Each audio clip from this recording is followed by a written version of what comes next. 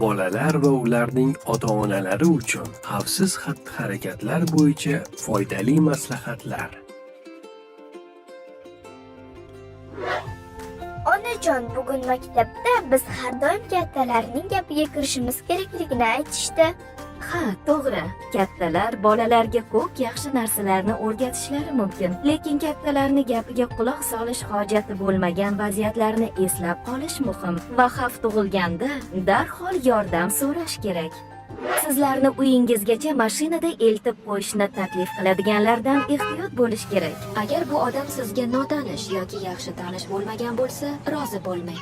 Ota-onangiz ruxsatsiz boshqa odamlarning mashinasiga chiqishingizga ruxsat bermasligini aytib javob bering. Agar kimdir qat'iyat bilan mashinaga o'tirishingizni so'rasa, darhol baland ovozda boshqalardan yordam so'rang va bu haqda menga yoki dadangizga xabar bering.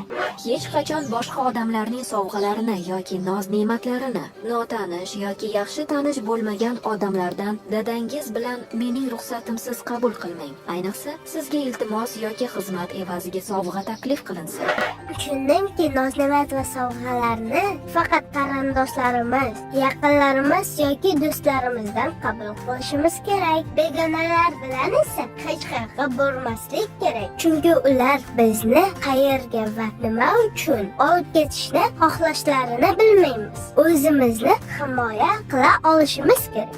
To'g'ri. Keling, sizning xavfsizligingiz uchun parol yarataylik va agar kimdir sizning oldingizga kelib, men yoki dadangiz sizni olib ketishni aytib desa, biz bilan bog'lanishning iloji yo'qligini aytsa, keyin avval undan parolimizni aytishini so'rang va faqatgina parolni ayta olsa, u bilan birga borishingiz mumkin.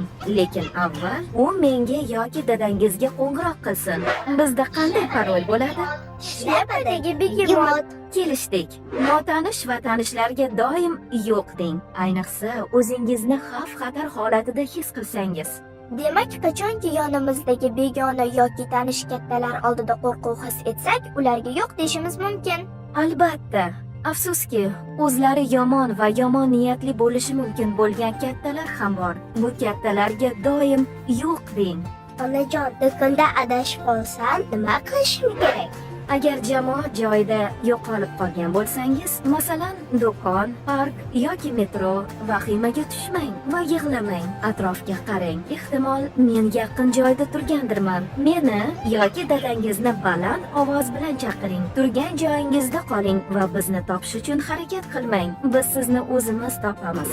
Agar men tasodifan avtobus yoki metroda ketib qolgan bo'lsam va siz yoki dadam avtobus bekatida qolgan bo'lsangiz, nima qilishim kerak?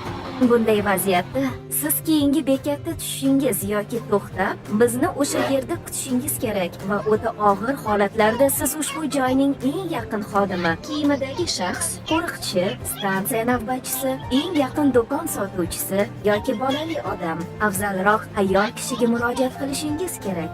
Uyga qaytishda uzoq yoki odamlar kam yo'lni tanlamaslik, qorong'u tushganda sayr qilmaslik kerak, shundaymi? Barakalla. Bundan tashqari, internetda muloqot qilayotgan odamlardan ham ehtiyot bo'ling. Masalan, manzilingiz, telefon raqamingiz, tug'ilgan sanangiz, maktabingiz, sinfingiz va nima qilishni yoqtirishingiz kabi batafsil ma'lumotni bermang. Va agar kimdir biz haqimizda bilmoqchi bo'lsa, albatta sizga va dadamga aytishimiz kerakmi? Barakalla. Juda ham to'g'ri. Istalgan paytda bizga qo'ng'iroq qilish uchun meni va dadangizni telefon raqamlarimizni yodlab oling. Bugun o'rgatganlaringizni ertaga maktabdagi do'stlarimga albatta aytib beraman. Men ham